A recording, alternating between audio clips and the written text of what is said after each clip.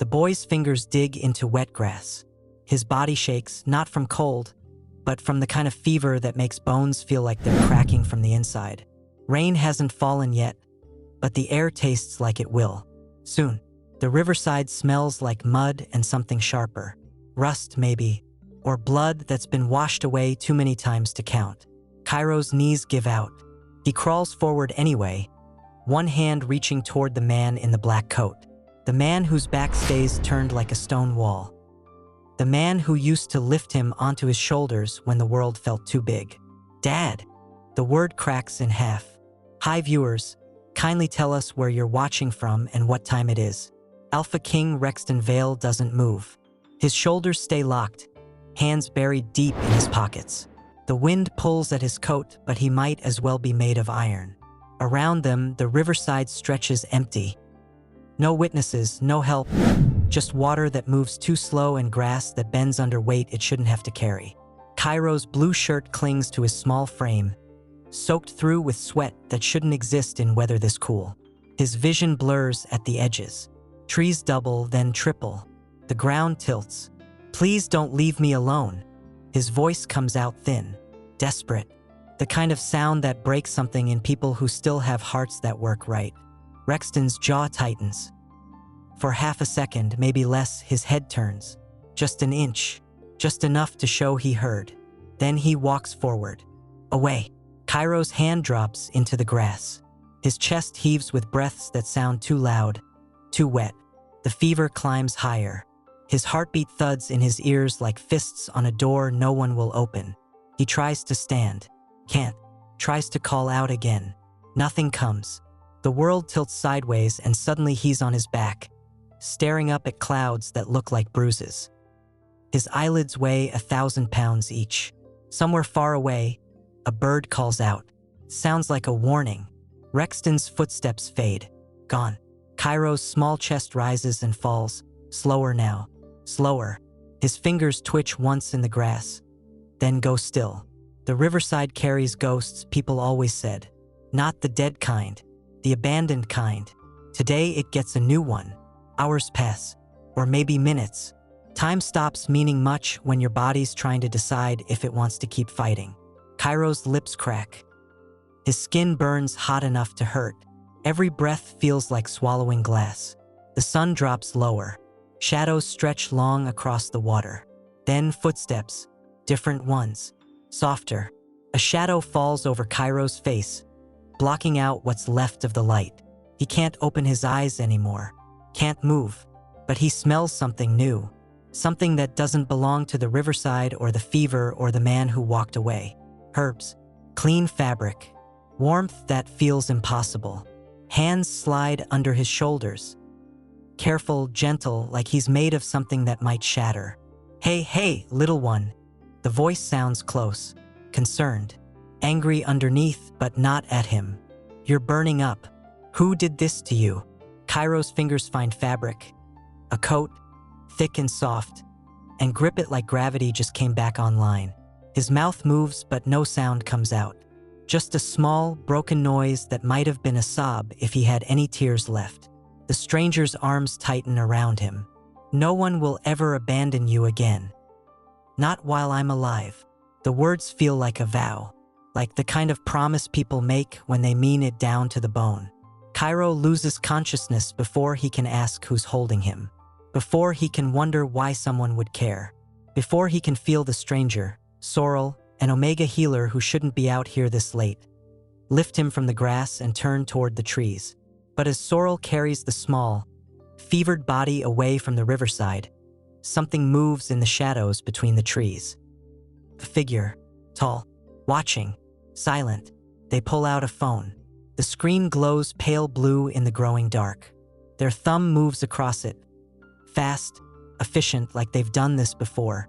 A message sends. One line. 3 words. The pup survived. Who's watching from the shadows? And why does Kairo's survival matter enough to report? Sorrel's hands shake as he kicks his door shut. The small cottage smells like dried lavender and old wood. Shelves line the walls, packed with glass jars full of herbs whose names most people wouldn't recognize. A fire crackles low in the stone hearth, barely enough light to see by. Kairo hangs limp in his arms. Too light. Way too light for a kid who should be eating 3 meals a day and running around getting into trouble. His skin burns through the coat wrapped around him. Every breath rattles. Sorrel crosses the room in 4 steps and lays him on the narrow bed in the corner. His fingers move fast, checking pulse, pulling back eyelids, pressing against lymph nodes that feel swollen and hot. Come on, kid. Stay with me. He grabs a clay bowl from the shelf and fills it with water from the pitcher by the window. His other hand reaches for willow bark, elderflower, yarrow. The herbs go into a mortar. He grinds them into paste while watching Kairo's chest rise and fall in shallow, uneven rhythms. The boy's lips move. No sound comes out, but Sorrel reads the shape anyway. Dad. Something sharp twists in his chest. He's seen abandoned kids before. Found them in alleys, under bridges, left behind like trash people got tired of carrying. But this one's different. The way he was dressed, good fabric, clean before the mud. The way he reached for that man in the black coat like he still believed in miracles. Someone with money left this kid to die. On purpose. Sorrel's jaw clenches as he mixes the paste into warm water and brings it to Kairo's lips. Open up. Just a little. The boy's mouth parts. Barely. Sorrel tips the bowl and lets drops of the mixture slide onto his tongue. Once, twice, 3 times. That's it. Good. He sets the bowl aside and presses a cool cloth against Kairo's forehead. The fever's bad. Worse than bad. The kind that takes kids if you're not careful. The kind that would have taken this one for sure if he'd stayed out there another hour. Kairo's small hand suddenly shoots out and grabs Sorrel's wrist. The grip's weak. Desperate. His eyes crack open. Just slits, unfocused and glassy. But they find Sorrel's face anyway. Don't. The word barely makes it out. I'm not going anywhere, Sorrel says. His voice comes out rougher than he means it to. You hear me? I'm right here. Kairo's fingers loosen. His eyes close again. But something in his face relaxes. Just a fraction. Like he heard. Like he believes it. Sorrel exhales slow and pulls the blanket up to the boy's chin. His mind's already working through what comes next. The fever needs to break by morning or things get complicated. He'll need to make a stronger tea. Keep him hydrated. Watch for seizures. And after that, he needs to figure out what kind of monster leaves a sick kid by a river and walks away. He stands and moves to the window, pushing back the thin curtain. The riverside stretches dark and empty now. No movement, no sound except water and wind. But something feels off. He scans the tree line. Nothing. Still. He's about to turn away when he sees it, a flicker of movement between the trunks. Too deliberate to be an animal. Too still to be wind. Someone's out there, watching the cottage. Sorrel's hand drops to the knife on his belt. His heart kicks up a notch, but he doesn't move. Doesn't react. Just watches. The figure steps back into deeper shadow. Gone. Or hiding. Sorrel closes the curtain and turns back to Kairo. The boy's breathing sounds steadier now. Not good, but better. He'll live through the night. But morning might bring problems Sorrel can't fix with herbs and clean water. He sits down in the chair beside the bed and doesn't take his eyes off the door. Outside, in the cold dark between the trees, a phone screen glows again. Another message. Healer has him. Riverside Cottage. What are your orders? The response comes back fast. Watch. Report. Do not engage yet. What does the figure in the shadows want with Kairo? And who's giving them orders? Rexton Vale stands at the window of his fortress. 40 stories up. Glass that costs more than most people make in a year. Below him, New York spreads out like a kingdom he carved with his own hands. Every building, every street corner, every dark alley where his word becomes law. He should feel powerful. He feels nothing. His reflection stares back at him in the glass. Dark suit, sharp jaw, eyes that people say look like they could cut through steel. The kind of face that makes grown men take a step back when he enters a room. Right now, he doesn't recognize it. Behind him, the office door opens without a knock. Only one person walks in like that. You're brooding again. Vesper Linnell's voice slides through the room smooth as expensive whiskey. He closes the door and crosses to the leather chair by the desk. Doesn't sit, just stands there with his hands in his pockets and that smile that never quite reaches his eyes. Rexton doesn't turn around. I did what needed to be done. Of course you did. Vesper moves closer. Weak pups doom dynasties. You know this. I know this. History proves it over and over. The words sound reasonable, logical. Rexton's heard them before. Enough times that they've started to sound true. His son. His blood. Too sick. Too fragile. A liability in a world that eats weakness for breakfast. Lunara's face flashes through his mind. The way she used to look at him before everything fell apart. Before the sickness took her. Before Vesper explained how she'd hidden the boy's condition. How she'd planned to run. How keeping them both would have destroyed everything he'd built. The mafia's stronger without dead weight. Vesper continues. You made the right call. Rexton's hand curls into a fist against the glass. He called for me. The words come out quieter than he means them to. Vesper's expression doesn't change. Children always call for their parents. It's instinct. Doesn't mean they understand what's best for the family. He's 6 years old. He was 6 years old. Vesper's voice drops lower. Past tense. You left him by the river, Rexton. The fever was already critical. No one survives that without immediate help, and there's no help out there. The logic sounds airtight. It should feel like closure. Feels like drowning. Rexton finally turns from the window. His office looks the same as always. Massive desk, expensive art, shelves full of books he'll never read. Power made visible. Control made tangible. It all feels empty. Get out. Vesper's smile widens just a fraction. Of course, I'll handle tonight's shipment personally. You should rest. He heads for the door, stops with his hand on the handle. For what it's worth, Rexton, you saved the dynasty today. Your father would be proud. The door clicks shut behind him. Rexton stands alone in his fortress and tries to believe it. Fails. His phone buzzes on the desk. He ignores it. Then it buzzes again and again. Finally, he picks it up. 3 messages, all from the same contact. One of his scouts. His thumb hovers over the screen, opens them. The first message is a location marker. Riverside District. The second is a timestamp. For hours ago. The third is a single sentence. Movement confirmed. Small heat signature. Healer's cottage. Rexton's hand tightens around the phone until the case cracks. Heat signature. Small. His mind does the math before he can stop it. No, not possible. He left him there. The fever was too far gone. No one could. His office door opens again.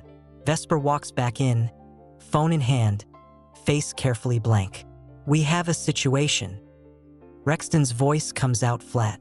What kind of situation? There's a rumor moving through the lower ranks. Nothing concrete, just whispers. Vesper sets his phone on the desk. Someone's claiming your heir survived. The room goes cold. Rexton's eyes drop to the phone, to the messages still glowing on his screen. Small heat signature.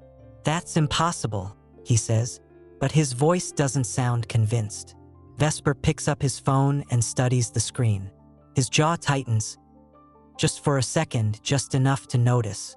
I'll look into it personally. Make sure it's just talk. He heads for the door again. This time, Rexton's voice stops him. Vesper. The man pauses. If there's even a chance. There's not. Vesper's tone hardens. But if someone's spreading rumors to destabilize the crown, we'll find them and deal with them. The door closes. Rexton stares at his phone, at the location marker, at the impossible possibility burning a hole through everything he thought he knew. Outside his window, New York keeps moving. Lights flicker on. Traffic flows. The world continues like nothing changed. But somewhere in the Riverside district, a small heat signature glows on a scanner. Alive. Is Kairo really alive? And if Vesper's looking into it personally, what will he do when he finds out? 11 years later, the knife stops half an inch from Kairo's throat. He doesn't flinch, doesn't blink, just stands there with his hands loose at his sides and his eyes locked on Sorrel's face like he's watching a math problem work itself out. Sorrel lowers the blade. "You're getting better. I didn't move." "Exactly." Sorrel slides the knife back into its sheath. Most people panic. You calculate it. They stand in the small clearing behind the cottage. Same place they've trained every morning since Kairo turned 8 and asked why Sorrel kept weapons hidden in every room. Same place Sorrel taught him that strength isn't just muscle and speed. Sometimes it's knowing when to stand still. Kairo rolls his shoulders and picks up the water bottle from the tree stump. He's 17 now, tall enough, lean in a way that'll never be bulky no matter how much he trains. His suppressants keep the omega scent buried deep, but they don't fix everything. His lungs still give out too fast. His instincts still lag behind where they should be. His body still remembers being left to die. "Again," he says. Sorrel shakes his head. "You've had enough for today. Go inside. Eat something." "I'm fine. You're breathing like you ran a marathon. We're done." Kairo wants to argue, doesn't. Just caps the water bottle and heads for the cottage. The Riverside hasn't changed much in 11 years. Same trees, same slow water, same quiet that feels heavy instead of peaceful. He's changed plenty. Inside, the cottage smells like coffee and old paper. Sorrel's been up since dawn working on something. Notes spread across the kitchen table, maps marked with red circles, a laptop that barely works showing search results Kairo can't quite see from here. He pours himself coffee and doesn't ask. Sorrel taught him early. Some questions get answered when they're ready. Pushing just makes people close up tighter. "There's eggs on the stove," Sorrel says without looking up. Kairo takes the pan and sits at the table, eats in silence, watches Sorrel's face while pretending not to. Something's wrong. Has been for weeks. Sorrel keeps checking his phone, keeps locking the doors twice instead of once, keeps looking at Kairo like he's trying to memorize him. "What's going on?" Kairo finally asks. "Nothing you need to worry about." "That's not an answer." Sorrel closes the laptop, sits back. His face shows every year he spent protecting someone else's kid like it's his own. Tired lines around his eyes, gray starting to thread through his hair, scars on his knuckles from fights Kairo only heard about later. "There's talk," he says, "in the city, about the mafia moving into new territory. They're always moving. This is different. They're searching for something." Kairo sets down his fork. "What kind of something?" "Someone." Sorrel's eyes meet his. "Someone they think is dead but might not be." The coffee turns bitter in Kairo's mouth. He's not stupid. He knows what he is, what he came from. Sorrel never hid it. Just waited until Kairo was old enough to handle the truth without breaking. Son of an alpha king. Left to die because someone convinced his father he was worthless. Saved by an omega who had no reason to care except that leaving kids to die isn't something decent people do. "They don't know I'm here," Kairo says. "They didn't." But rumors spread, and rumors make people curious. Let them be curious. We've stayed hidden this long. Sorrel's face doesn't change, but something shifts behind his eyes. Something that looks like guilt. "Kairo." The cottage door slams open. Sorrel's on his feet instantly, knife already in his hand. Kairo's chair hits the floor as he stands. A man stumbles inside. Blood soaks through his shirt. His face is pale. His breathing comes in sharp, painful gasps. He's one of Sorrel's contacts from the city. Someone who brings medicine, information, warnings when the mafia gets too close. He collapses against the doorframe. "They know." Sorrel catches him before he hits the ground. "Who knows? Who did this?" The man's hand grabs Sorrel's shirt. His eyes find Kairo over Sorrel's shoulder. "They're coming for him. Tonight." Kairo's blood goes cold. "Who sent you?" Sorrel demands. The man's breathing stutters. "Vesper. Gave the order himself." His hand drops. His eyes go empty. Sorrel lowers him to the floor carefully, closes his eyes, stands. When he turns to face Kairo, his expression is harder than Kairo's ever seen it. Pack a bag. Only what you can carry. We leave in 5 minutes. Who's Vesper? The name sits wrong in his mouth. Tastes like ash and old memories trying to surface. Sorrel moves to the weapons cabinet and starts loading a bag with things that look serious. I'll explain on the way.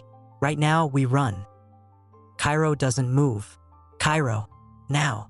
You said someone convinced my father I was weak. Someone who wanted me gone. His voice comes out steady despite everything. Was it Vesper?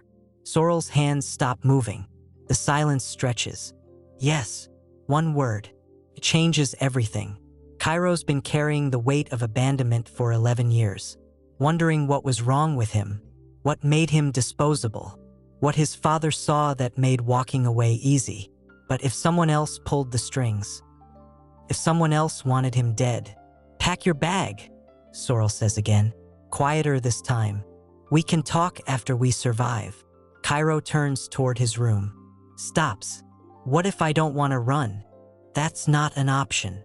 Why not? If they're coming anyway, if Vesper knows I'm alive, running just delays it. Running keeps you breathing long enough to figure out what comes next. Kairo looks at the dead man on their floor, at the blood soaking into wood that smells like home, at Sorrel, who's been more of a father than his real one ever was. What if what comes next is me stopping whoever's been trying to kill me since I was 6? Sorrel's expression shifts. Something almost like pride flickers across his face before worry buries it again. You're not ready. Then make me ready. Outside, in the growing dark, engines rumble in the distance. Getting closer. Will Sorrel and Kairo run? Or stand and fight? And who's coming for them in those vehicles? 40 miles away, in a fortress that touches clouds, Alpha King Rexton Vale's world stops moving. The phone in his hand weighs nothing. The words on the screen weigh everything. The heir lives. 3 words. A message from one of his scouts. The same scout who's been tracking rumors for months. The same scout Rexton told to investigate quietly, carefully, without alerting anyone, especially not Vesper. His hand shakes. He sets the phone down before he drops it. Stands. Sits. Stands again. The office suddenly feels too small. Too warm. The walls press in like they're trying to crush something he's been holding back for 11 years. Guilt. Regret. The memory of a small voice breaking on a single word. Dad. He crosses to the window. New York spreads below him. Every light representing someone who answers to him, fears him, respects the crown he built from blood and ruthless decisions. Right now, all of it feels meaningless. His son is alive. The pup he left by the river. The child Vesper convinced him was too weak to survive, too sick to save, too much of a risk to keep. Alive. Rexton's reflection stares back at him in the glass. Same face, same suit, same Alpha King who rules an empire. Different man underneath. He's been different for years, if he's honest. The crown fits tighter every day. The choices weigh heavier. The victories feel emptier. And every night, every single night, he dreams of the Riverside, of turning around, of a small hand reaching through wet grass. His phone buzzes again. He grabs it. New message. Same scout. Confirmed location. Riverside District. Living with healer. Age matches. Need orders. Rexton types fast. Do not approach. Do not engage. Watch only. Report movement. Send. Another message comes through immediately. Sir, there's movement in the district. Multiple vehicles. Not ours. His blood goes ice cold. Whose? The response takes 30 seconds. Each one feels like an hour. Unknown. But they're heading toward the healer's cottage. Armed. Heavy. Rexton's mind races through possibilities. Other families making moves. Rival territories testing boundaries. Random hits that have nothing to do with. His office door opens. He doesn't turn around. Rexton. Vesper's voice. Smooth. Calm. Wrong. We need to talk. Rexton finally turns. His second-in-command stands in the doorway with his hands in his pockets and that smile that suddenly looks different. sharper, less friendly. About what? About rumors. And why you've been sending scouts to the Riverside district without telling me. The air in the room changes. Rexton's hand slides to his belt. Not obvious, just ready. I don't answer to you. Of course not. But I've been your advisor for 15 years. Your beta, your right hand. When you start keeping secrets, it makes me wonder why. Vesper steps further into the office. The door clicks shut behind him. What did you find, Rexton? Nothing that concerns you. Everything about this family concerns me. I've bled for it, killed for it, helped you build it into what it is today. His smile widens. So when I hear whispers about a lost heir who might be alive, I get curious. Rexton's jaw tightens. If he's alive, I want to know. Why? The question comes out harder than he means it to. Vesper tilts his head. Because if your son survived, it changes things. The succession, the dynasty, everything we've worked for. We? Yes, we. Vesper's eyes narrow. Or have you forgotten who convinced you that weak pups destroy legacies? Who helped you make the hard choice 11 years ago? Who's been protecting your throne ever since? Something clicks into place in Rexton's mind. Not new information, just information he refused to see. You wanted him dead. I wanted the family strong.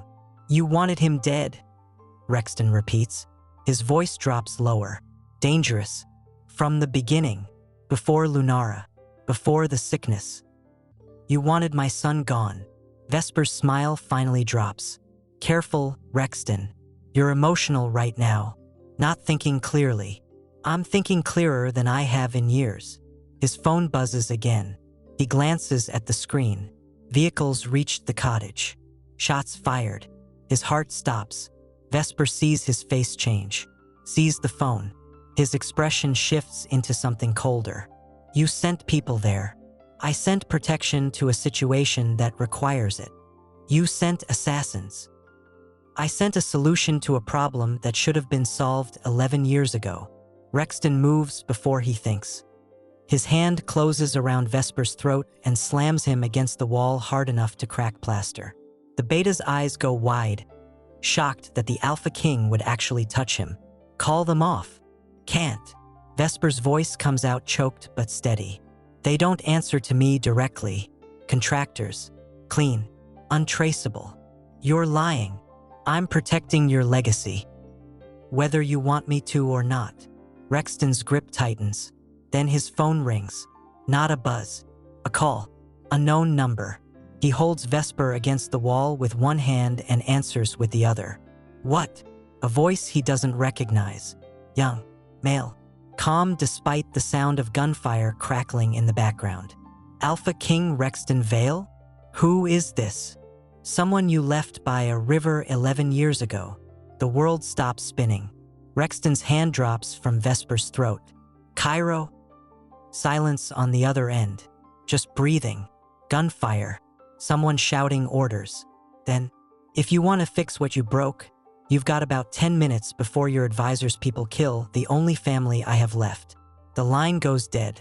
Will Rexton save his son, or let Vesper finish what he started 11 years ago? Vesper's phone vibrates 3 times in his pocket. He ignores it. Keeps his eyes locked on Rexton, who's standing by the window with his back turned and his shoulders tight enough to snap. The Alpha King hasn't moved since the call ended. Hasn't spoken. Just stands there like he's trying to decide which version of himself wins, the father or the king.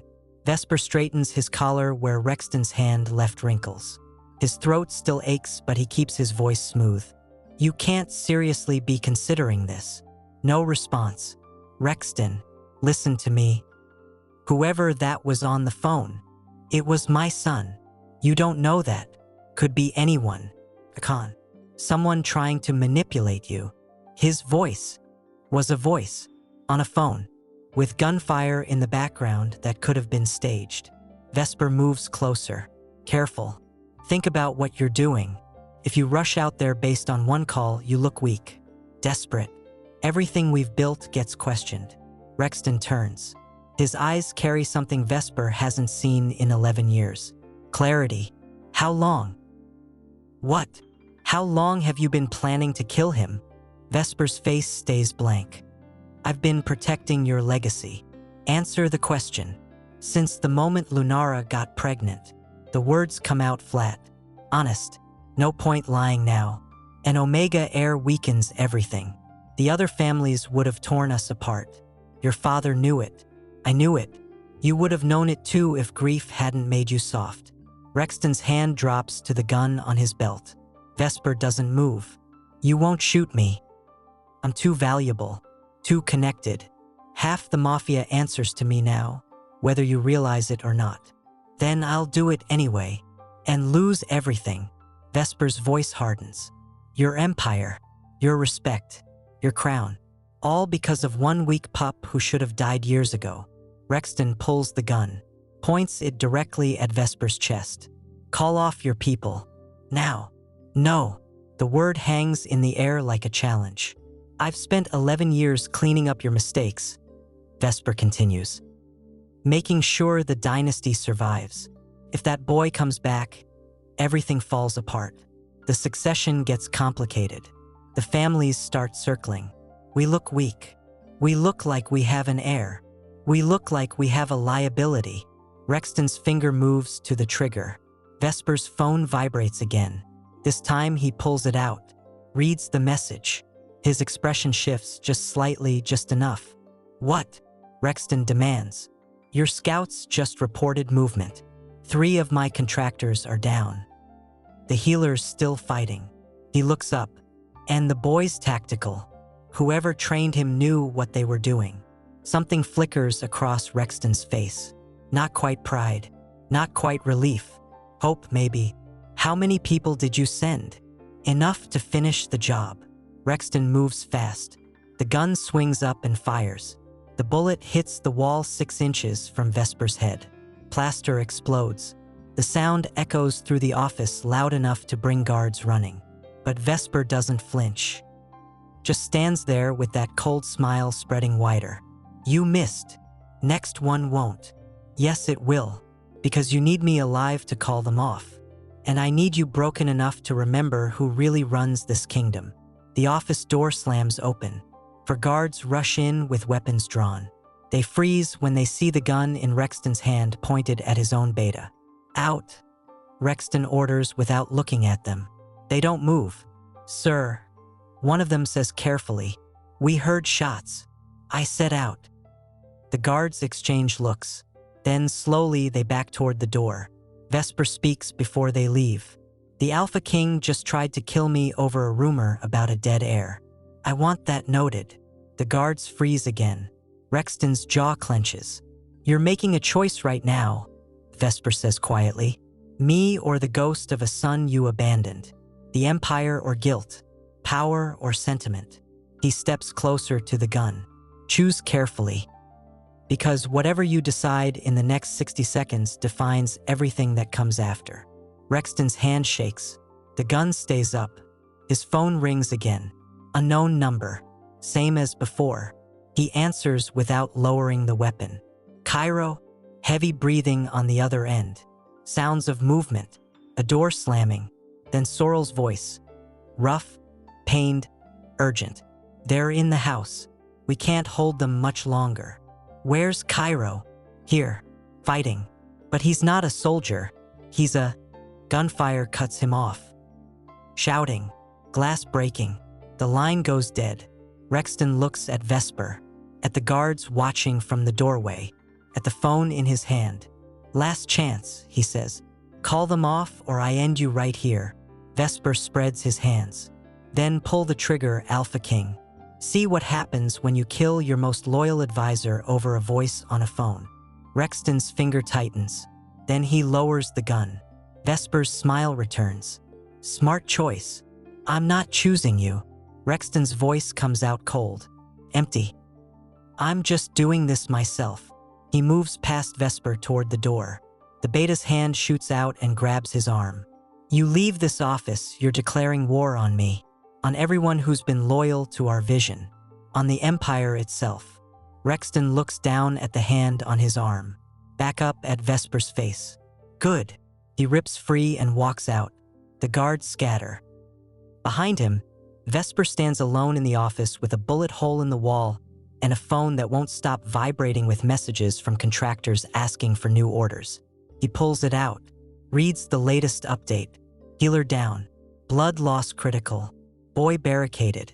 Awaiting final breach orders. His thumb hovers over the keyboard. Types 3 words. Finish the job. Will Rexton reach the cottage in time? Or will Vesper's assassins complete what they started 11 years ago? The bullet hits the doorframe 2 inches from Kairo's head. Wood explodes into splinters that sting his cheek. He drops low and scrambles behind the overturned kitchen table. His hands shake, not from fear, from adrenaline that doesn't know where to go because his body's not built for this. Across the room, Sorrel fires twice through the broken window. Someone outside screams. "How many?" Kairo shouts. "Too many." Sorrel's voice comes out tight, pained. Blood soaks through his left shoulder where a bullet caught him 30 seconds ago. "We need to move. Now." "Where?" "Anywhere but here." Another window shatters. Glass rains down. 3 more shots punch through the walls. Close, deliberate, hurting them toward the back of the cottage where there's nowhere to go except the river. Kairo's mind races through options. Front doors covered. Windows compromised. Back exit leads straight into open ground where they'll get cut down in seconds. They're trapped.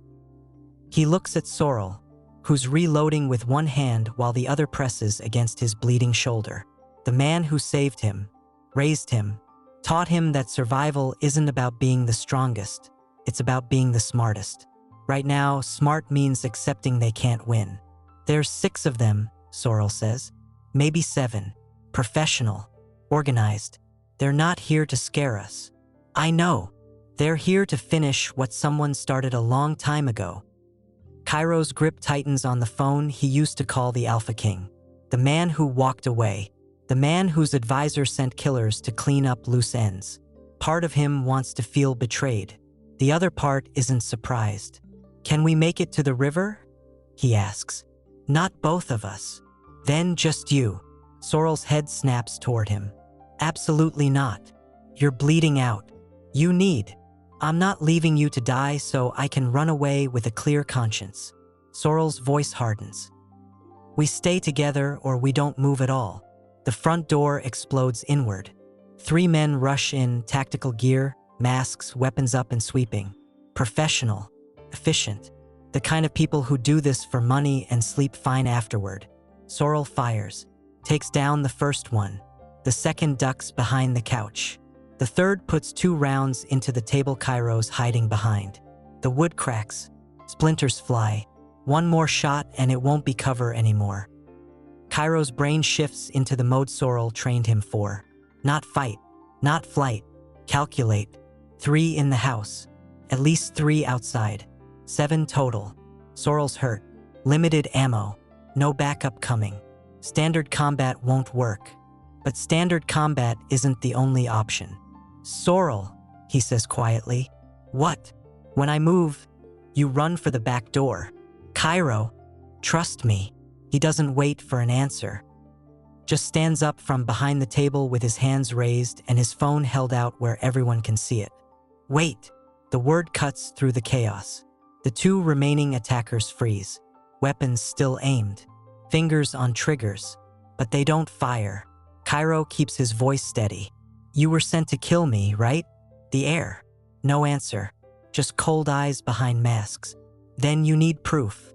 A body. Something to show your employer the job's done." He holds up the phone. "But if you kill me right now, all you get is a corpse. No confirmation. No verification. Just my word against his that I'm actually who you think I am." One of them tilts his head slightly, listening. "I've got the Alpha King's direct line on this phone. I've got information about who hired you.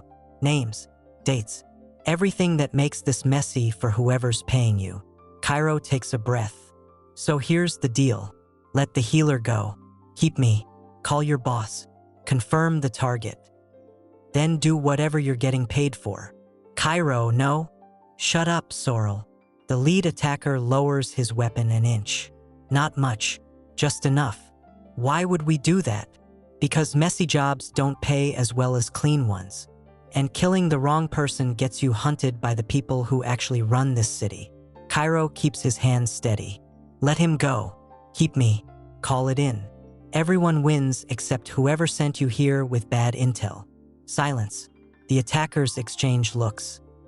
Then the lead one speaks into his radio. Boss, we've got a situation. Kids talking deals. What are the orders? Static crackles. Then a voice comes through. Cold. Familiar from the phone earlier. Vesper. No deals. No prisoners. Finish it.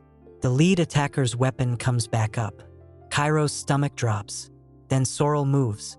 He lunges from his position and tackles the attacker near the couch. They go down hard.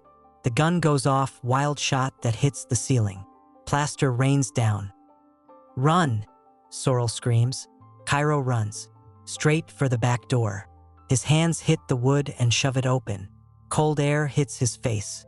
The Riverside stretches dark and empty ahead. Behind him, gunfire erupts. Once, twice, 3 times. He doesn't look back. Can't look back. Just runs toward the water with his heart trying to break through his ribs and his mind screaming at him to turn around. Go back. Help Sorrel. Something slams into his shoulder. Not a bullet. A tackle. He hits the ground hard. Air explodes from his lungs. Someone heavy lands on top of him and pins him face down in wet grass that smells like mud and blood. Got him, a voice shouts. Hands grab his arms and yank them behind his back. Zip ties cut into his wrists. Someone rolls him over.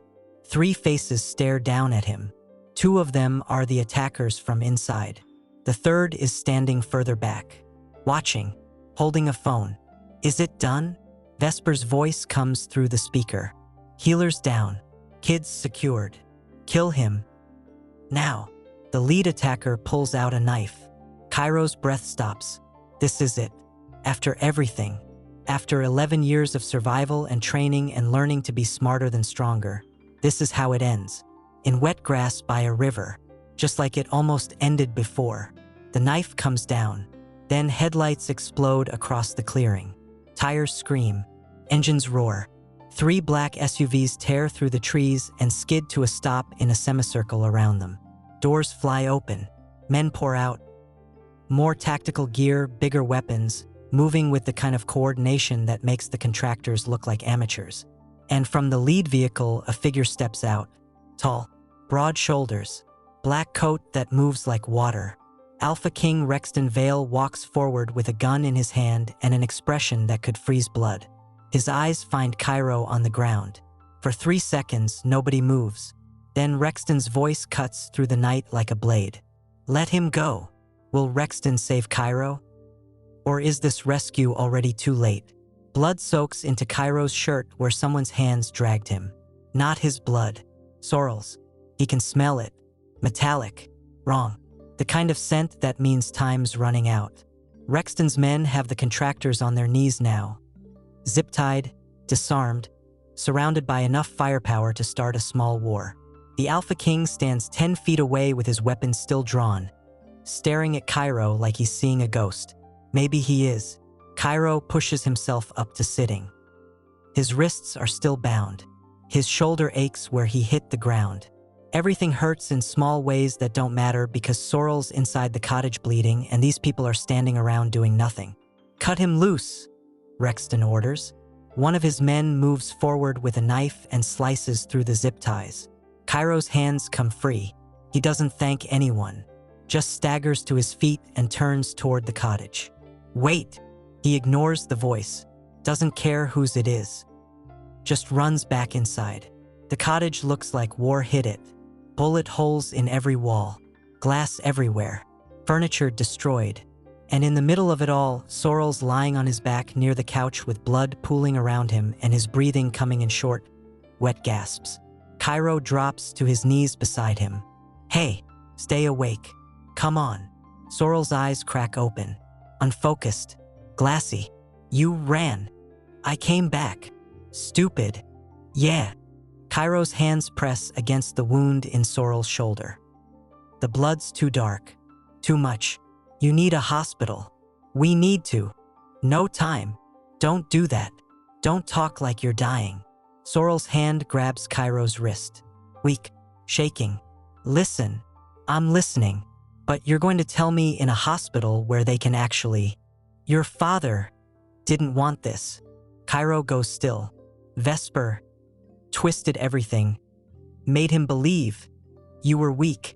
Sorrel's breathing stutters. But you're not. You never were. I know. Your mother. He coughs. Blood flecks his lips. Lunara. She's alive. The world stops. What? Vesper hid her. Convinced everyone. She died, but she's alive. Been searching for you. Kairo's mind can't process it. Won't process it. The mother he thought he lost. The woman who supposedly died when he was too young to remember clearly. Alive. Where? His voice cracks. Where is she? Sorrel's hand tightens. Don't know, but Vesper does.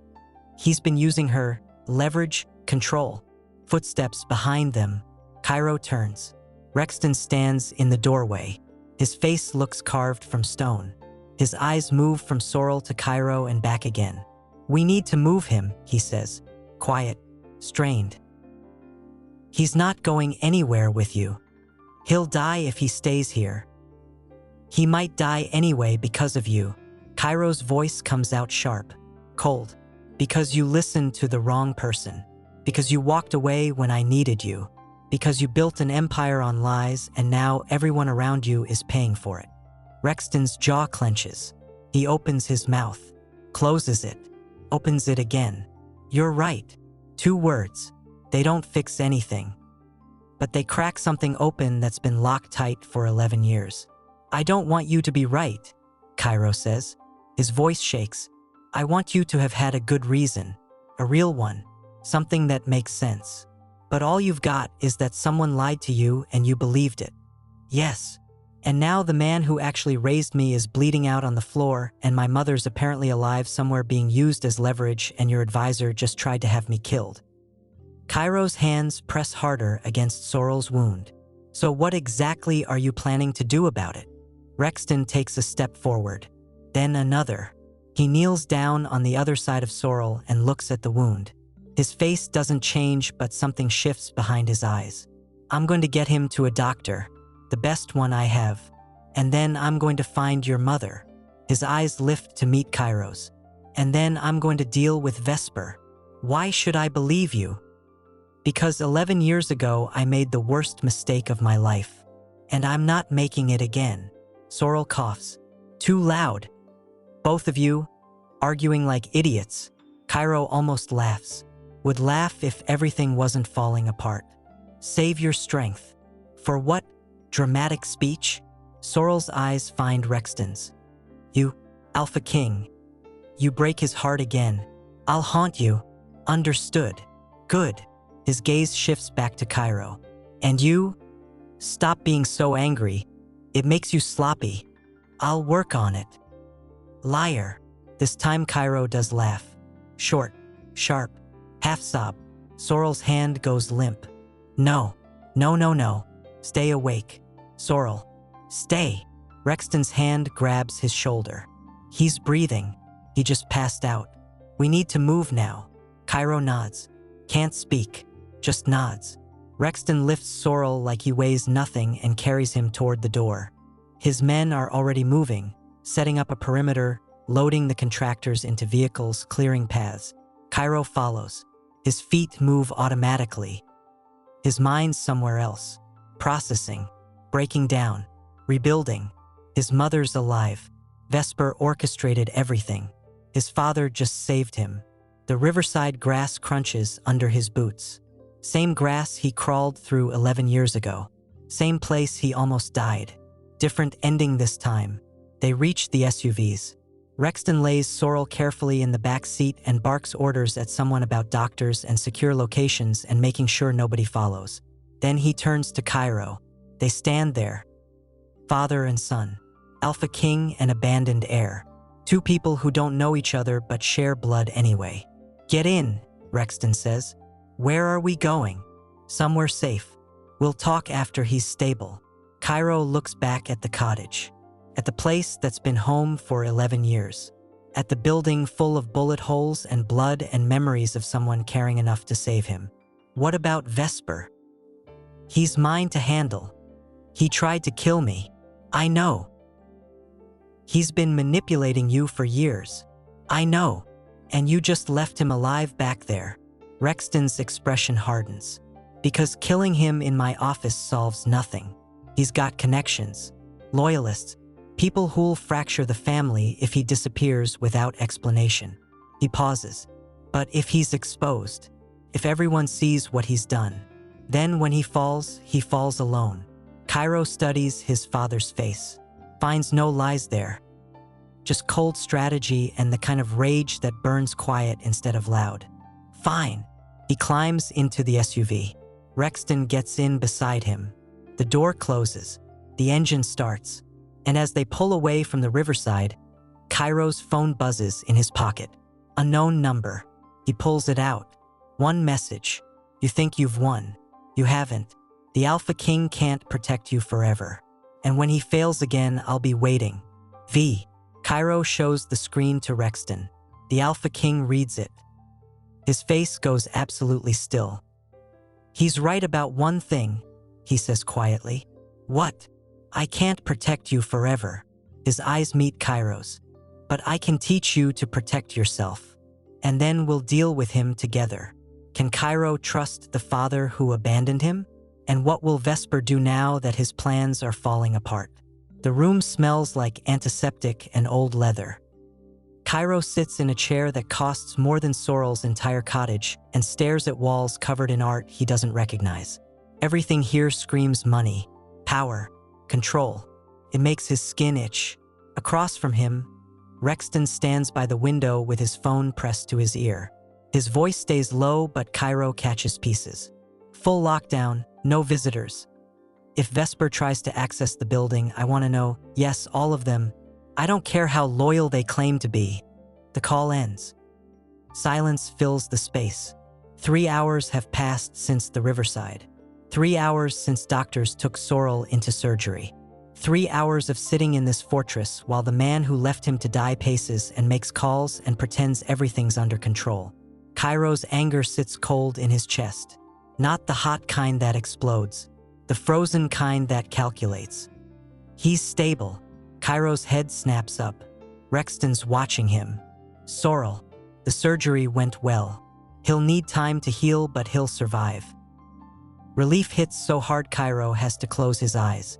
Can I see him? Not yet. He's sedated. Doctor says tomorrow morning at earliest. Kairo nods. Doesn't trust his voice. Rexton moves to the chair opposite him and sits. The leather creaks. For a long moment, neither speaks.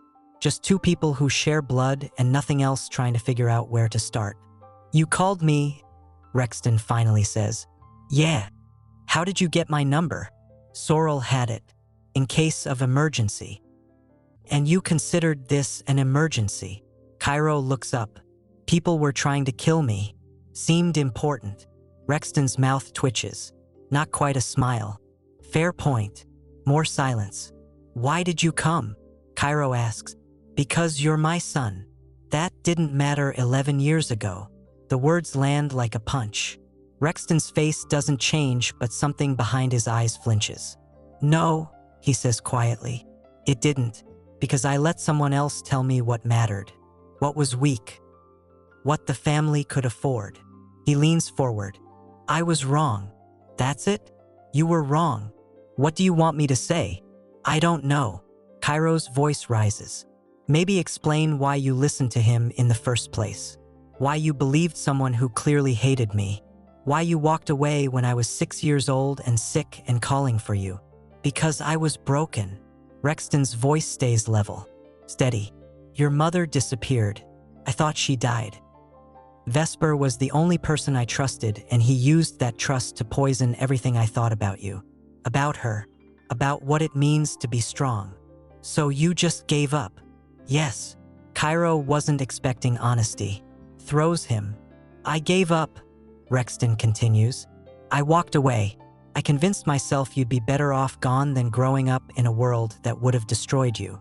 And for 11 years I lived with that choice, carried it, let it hollow me out until I barely recognized myself. He stands and moves back to the window. Then tonight I found out you survived. That someone I trusted sent assassins to finish what I started. And I realized I've been serving the wrong master for over a decade. What master? Fear. Rexton turns. Fear of looking weak. Fear of the other families. Fear of being the kind of alpha who chooses love over legacy. His jaw tightens.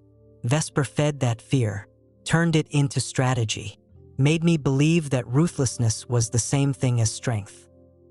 Kairo stands, crosses the room, stops 3 feet from his father. Do you even remember what I looked like? When you left me, Rexton's breath catches. Every detail, every second, the way your hand reached for me, the way your voice broke, the fever in your eyes. He pauses. I see it every time I close mine. Good. Kairo's voice comes out hard. Because I see it too. And it doesn't go away just because you showed up tonight and saved me. I know. And I don't forgive you. I'm not asking you to. Then what are you asking? For a chance. Rexton steps closer. To fix what I broke. To find your mother. To take down the man who destroyed our family. And to prove that the boy I abandoned grew into someone stronger than I ever was. Kairo studies his father's face. Searches for lies. Finds exhaustion instead. Regret. Something that might be hope buried under years of armor. If we do this, Kairo says slowly, if I stay here and we go after Vesper, I'm not doing it because you're my father. I'm doing it because he tried to kill the only parent I actually had. Pain flashes across Rexton's face. He nods. Understood. And when this is over, when Vesper's handled and my mother's safe, I'm gone. You don't get to keep me just because we share blood. Understood. Kairo holds out his hand. Then we have a deal. Temporary. Strategic. Nothing more. Rexton looks at the offered hand. Takes it. Their grips match, firm, controlled, equal. One more thing, Kairo says. What? I want to know everything. Every lie Vesper told. Every manipulation. Every move he made that got us here.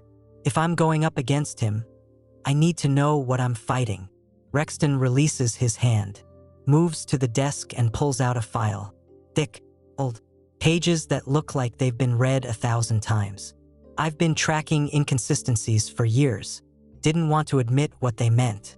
But it's all here. Dates, decisions, moments where things didn't add up. He hands it over. Read it. Then we plan. Kairo takes the file, opens it. The first page is a medical report. Lunara Vale. Status. Deceased. Date 11 years ago. Signed by a Dr. Kairo's never heard of. Stamp at the bottom. Verified by Beta Vesper Linnell. His blood runs cold. He faked her death certificate. Yes. Which means he knows exactly where she is. Yes. Kairo looks up. Then we start there. We find my mother. We get proof of what he's done. And then we end this. Rexton nods. Tomorrow, after you've rested and Sorrel's awake. We move smart, not fast. Fine. Kairo heads for the door. Stops.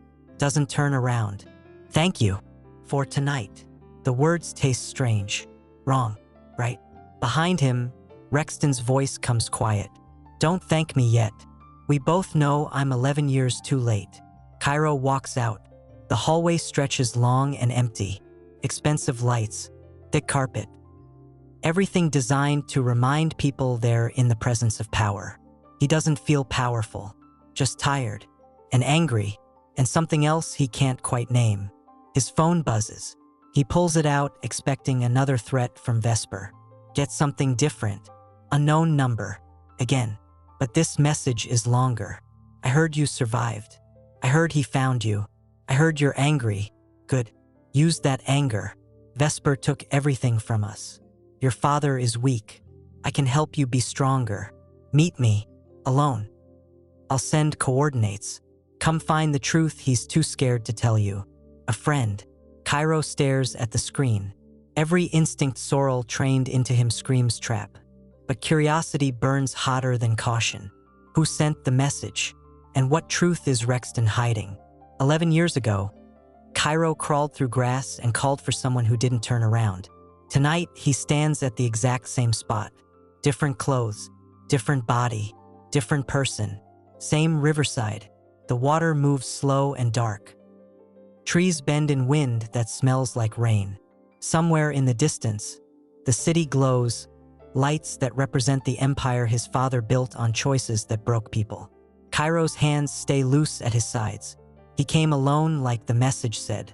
Didn't tell Rexton. Didn't wait for morning. Just slipped out of the fortress and followed coordinates that led him back here. Back to where everything started. Smart? No. Necessary? Maybe. Footsteps crunch in grass behind him. He doesn't turn. You came. The voice sounds familiar. Female. Warm in a way that makes his chest ache. Who are you? He asks. Someone who's been looking for you for a very long time. Kairo turns. A woman stands 10 feet away.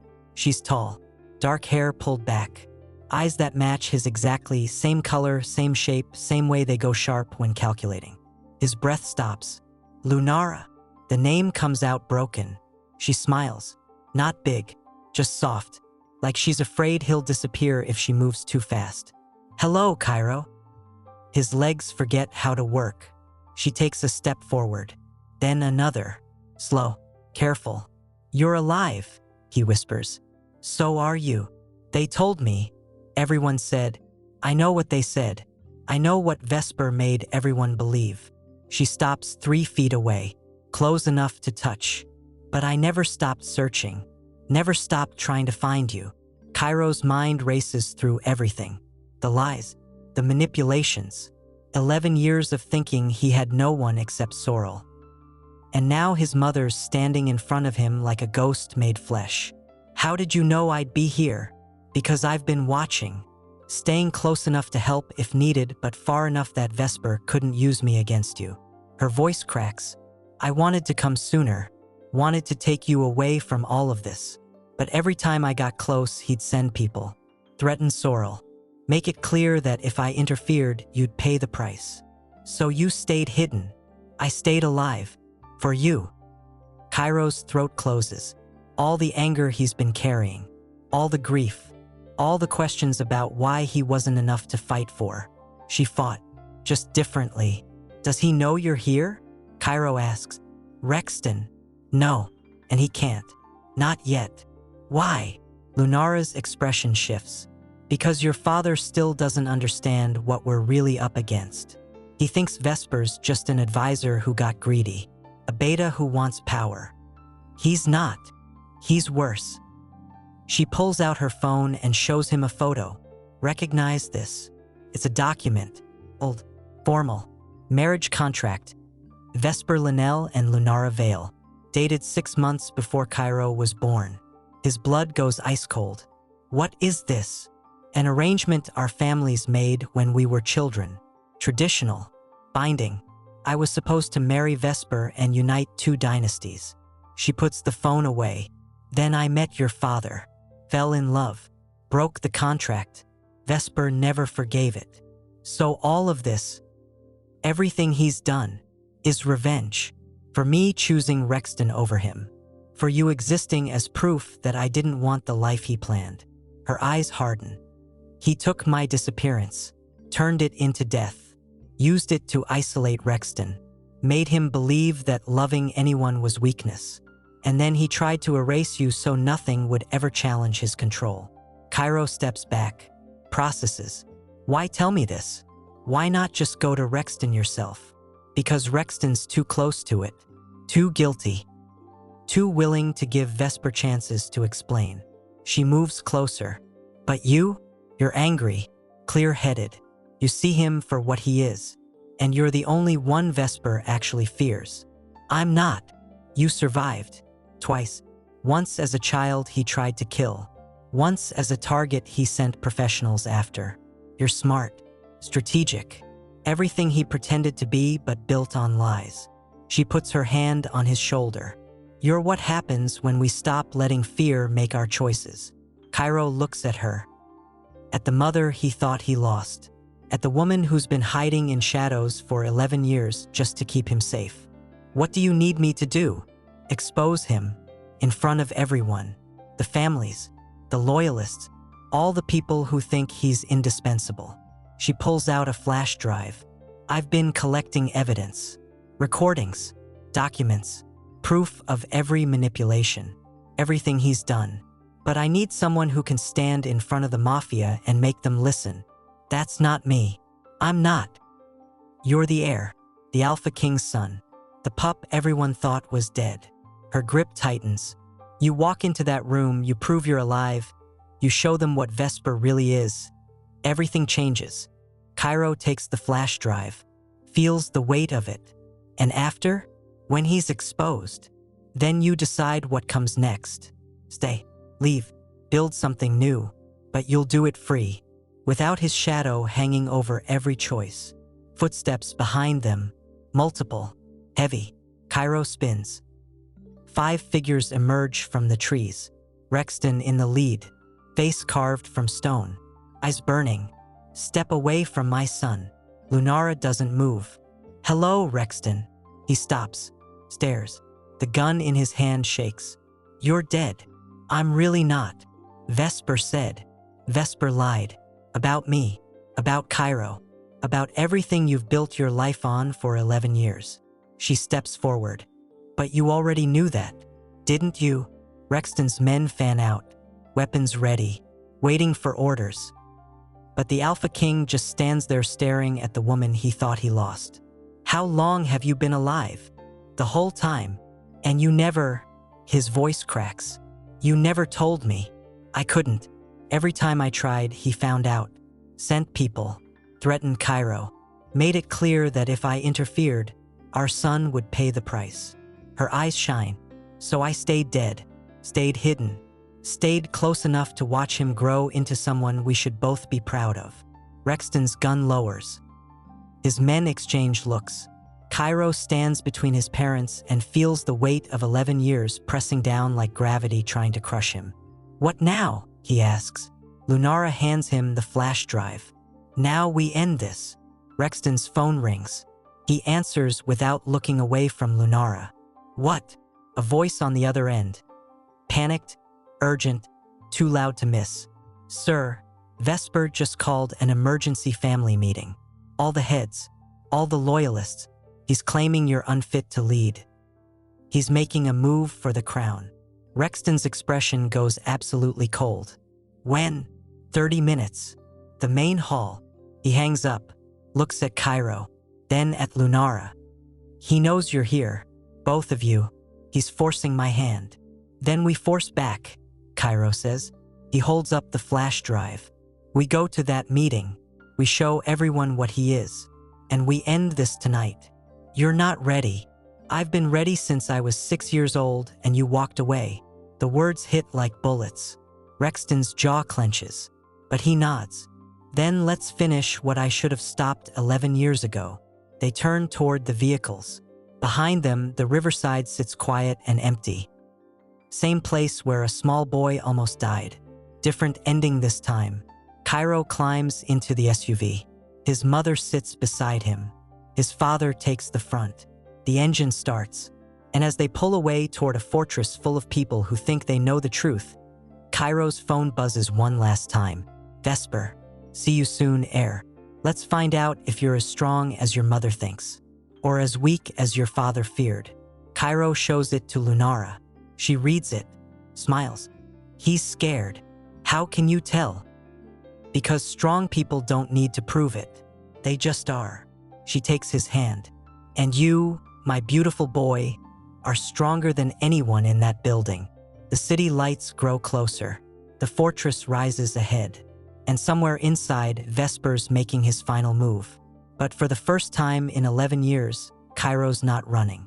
He's walking straight into the fire, with both parents beside him, and a flash drive full of truth that's about to burn everything down.